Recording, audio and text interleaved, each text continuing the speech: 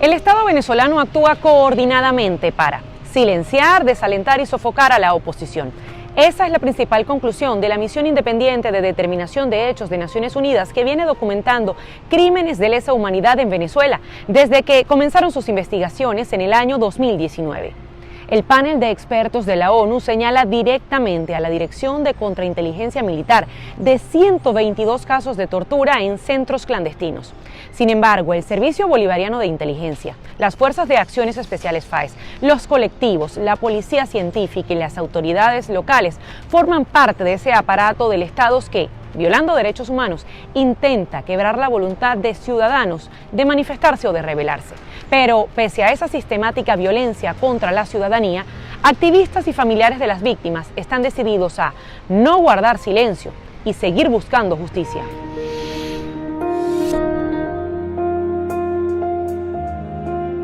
La reparación, la no repetición, es lo mínimo que se le pueda brindar a una víctima en estos casos.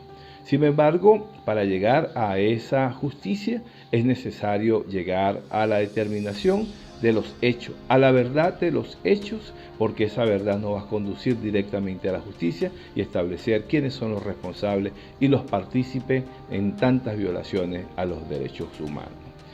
El hecho de que la Corte Penal Internacional esté conociendo, investigando los casos de violaciones de derechos humanos y que pueden constituir crímenes de lesa humanidad, esté investigando en estos momentos, para nosotros es una luz al final del túnel. Porque sabemos que ese Tribunal Penal Internacional actúa bajo el principio de complementariedad.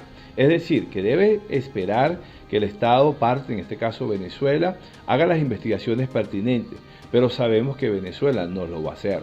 Venezuela no le interesa llegar a la verdad de quiénes son los autores o partícipes de los hechos. Sin embargo, ¿verdad?, esa Corte Penal Internacional, una vez que se le haya vencido el plazo que se le dio a Venezuela para mostrar a la Fiscalía de la Corte Penal Internacional el adelanto que se ha conseguido con la investigación de esos hechos y la sanción o enjuiciamiento de los posibles responsables, la Corte Penal Internacional va a saber que en Venezuela no hay voluntad para llegar a concluir con esos casos y en consecuencia lograr esa justicia que los familiares de la víctima aspiran.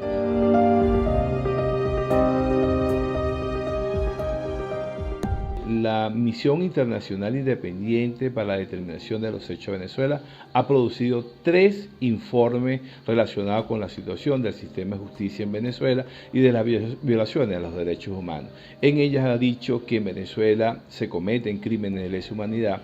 Se ha dicho de que nuestra justicia penal, nuestra justicia no es independiente, y también se ha dicho y se ha determinado quiénes son los autores o responsables de la cadena de mando de estas violaciones a los derechos humanos.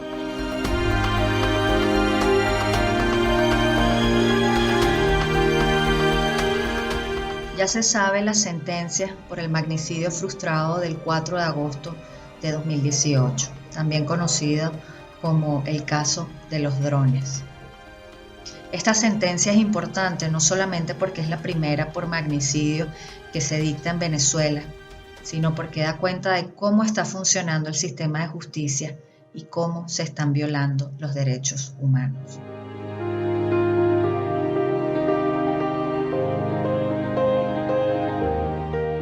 Voy a hablarle de 2 personas que están en el caso. Emirlendris Carolina Benítez Rosales, condenada a 30 años de prisión, y José Eloy Díaz Rivas, condenado a 20 años. Ambos son inocentes. El caso de Emirlendris fue revisado por la Misión de Determinación de los Hechos, dadas las torturas que recibió, entre ellas un aborto, y porque le desaparecieron todo registro médico.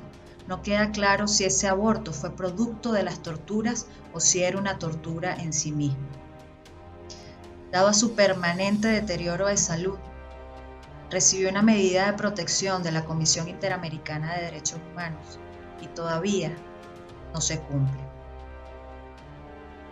El grupo de detenciones arbitrarias solicitó su libertad inmediata y todavía está detenido. En 2018, cuando inició todo este proceso, Emirlendris caminaba. Hoy está en una silla de ruedas y nadie sabe por qué. Porque no ha recibido atención médica especializada.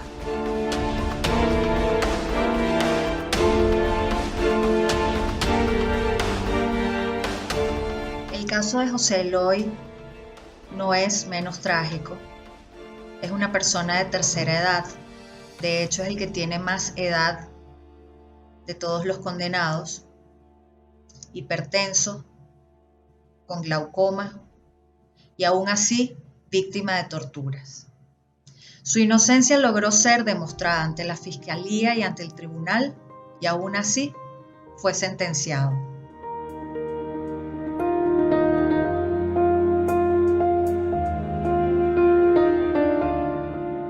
Y hablo de estas dos personas porque conozco a sus familiares. Durante este tiempo he visto que no son familiares de presos políticos, sino que son dos familias que están presas, porque no pueden ejercer su libertad plena, hasta en las rutinas más cotidianas. Alguien de la familia no puede tener un trabajo a tiempo completo, porque tiene que dedicarse a las diligencias del familiar detenido.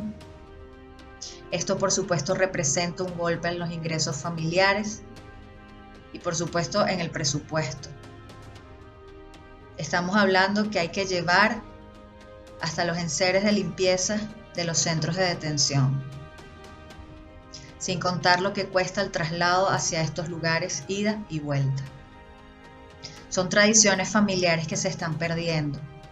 Por ejemplo, Emirlendris es la encargada de hacer los quesillos en todos los cumpleaños. Y ya eso no ocurre desde hace 4 años. El señor José Eloy es el encargado de las sopas de los domingos para invitar al familión. Y eso tampoco está ocurriendo.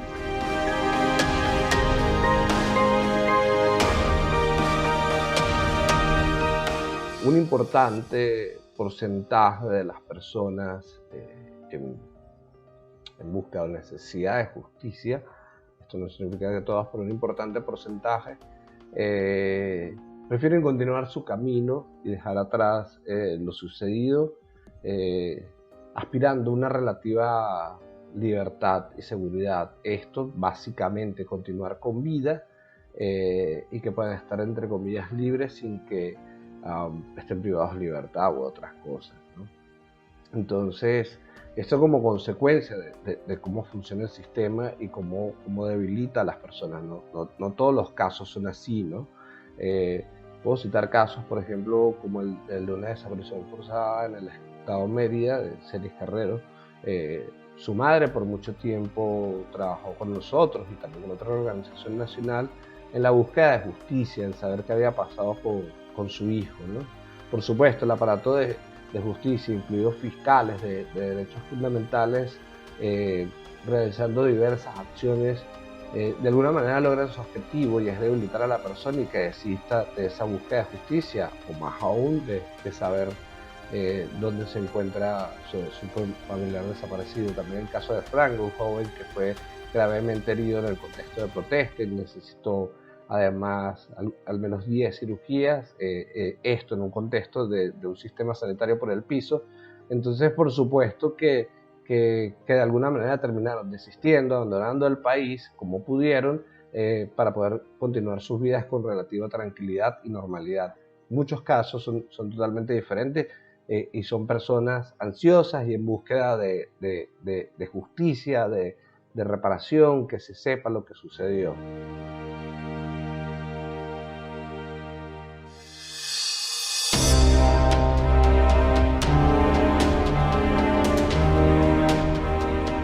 La información entregada y debidamente registrada y documentada en los informes de la misión de determinación de los hechos determina claramente que el asesinato de Juan Pablo fue una violación arbitraria a su vida y que la Guardia Nacional estuvo involucrada, no como el gobierno pretendía decir, que había sido asesinado por sus compañeros con una pistola de perro.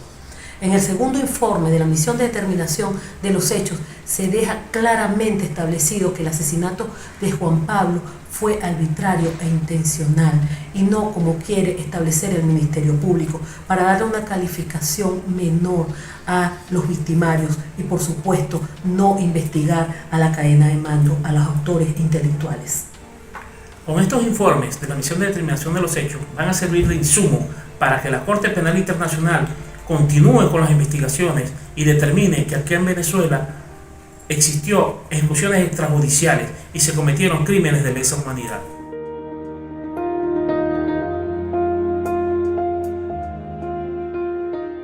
Buscar justicia en Venezuela significa cansancio, burla, agotarnos física y emocionalmente, es revictimizarnos, es cambiarnos los fiscales hasta por 15 veces en la causa, es asistir semanalmente por más de 5 años al Ministerio Público y regresar sin respuestas, es someter a las familias en los tribunales hasta por diferimientos hasta por 100 veces, es luchar contra un sistema de justicia que está supeditado al Poder Ejecutivo y garantiza la impunidad de los victimarios en Venezuela.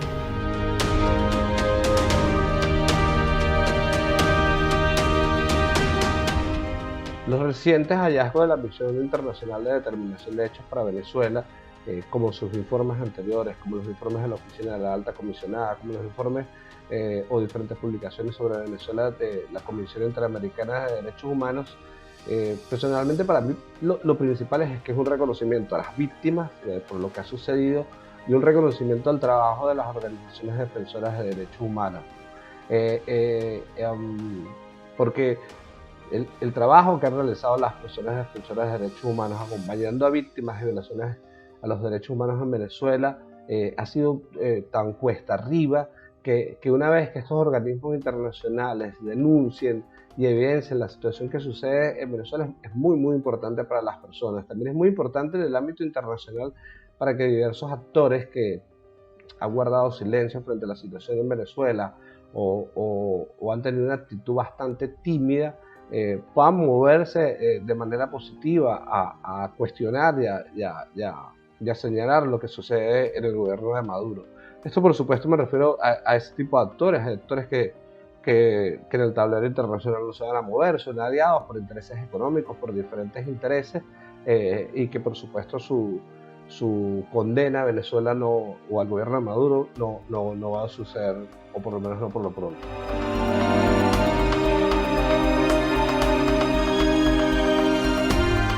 En el caso de la Corte Penal y Venezuela, ha funcionado por largo rato como una barrera de contención para que se detenga, se suspenda, se congelan una serie de hechos que venía realizando o que pretendía realizar el gobierno de Maduro.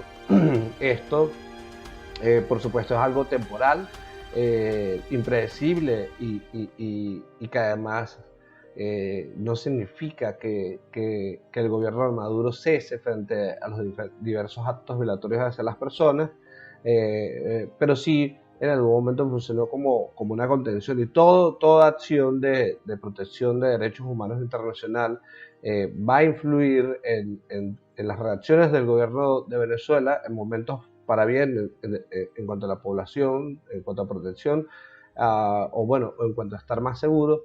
Pero por supuesto también para mal en esas reacciones negativas posteriores a cualquier tipo de denuncia o situaciones en las que se cuestione los actos que realizan dentro de Venezuela.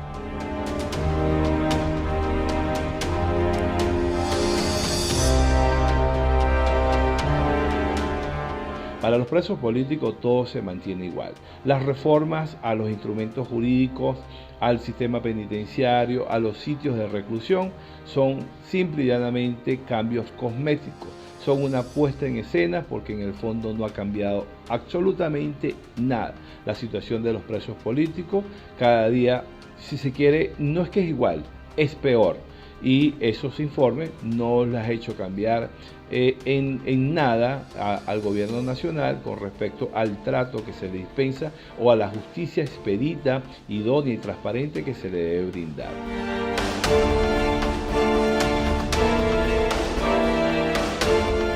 Por eso es que hago un llamado de atención a que las personas no sean indolentes, no sean indiferentes ante esta verdad que nos está mostrando el mundo, que la Corte Penal Internacional, que la misión de determinación de hechos nos está dando a conocer, y sin embargo muchos venezolanos, quizás por miedo, por indiferencia, por desconocimiento, no se atreven a apoyar y a solidarizarse con estas víctimas.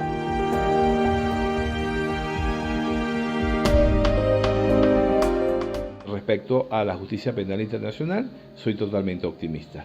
Yo sé que a Venezuela le va a llegar la justicia, y quizás no sea aquí en nuestras instituciones, no sea a través del Ministerio Público o el sistema de justicia venezolano, pero la justicia penal internacional sí nos va a brindar esa satisfacción de haber logrado la justicia y la verdad ante tantos crímenes que se han cometido en Venezuela con violación a los derechos humanos que constituyen crímenes de lesa humanidad.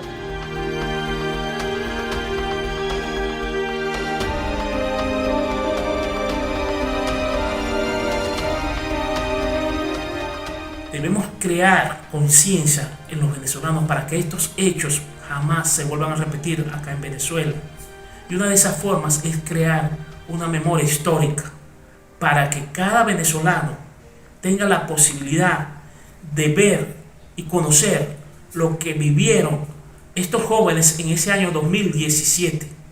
Es a través de esta memoria histórica es que les vamos a rendir honor al sacrificio que ellos hicieron por nuestro país, y que sus memorias se van a mantener vigentes durante el tiempo.